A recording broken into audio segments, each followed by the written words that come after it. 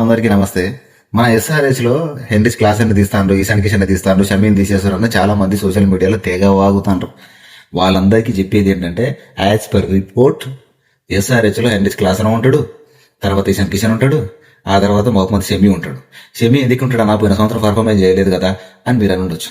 మీరు అనుకుండొచ్చు, కానీ కాదు ఇక్కడ వ్యవహారం. ఎందుకంటే ఎస్ఆర్హెచ్ లోకి ఒక్కసారి ఎంట్రీ ఇచ్చిన తర్వాత వారికి 2-3 సీజన్లు ఛాన్స్ ఇస్తారు.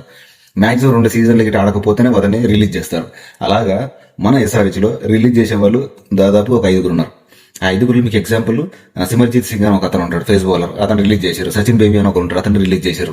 ఇంకొక విషయం ఏంటంటే, మన ఎస్ఆర్హెచ్ లో 5 ప్లేయర్లను వదిలేసి ఒక ఆల్రౌండర్ తీసుకుంటారు. ఆ ఆల్రౌండర్ ఎవరైనా మీరు గెస్ చేయండి, తర్వాత నేను చెప్తా.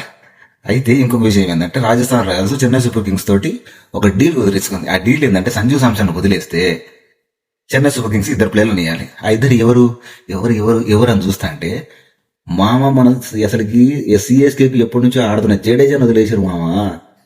నిజంగా అంటే ఇది పిచ్చి పూకు నిజం చెప్తాను. ఇంత బ్యాడ్ ఐడియా కావద్దు నాకు తెలిసి. ఏ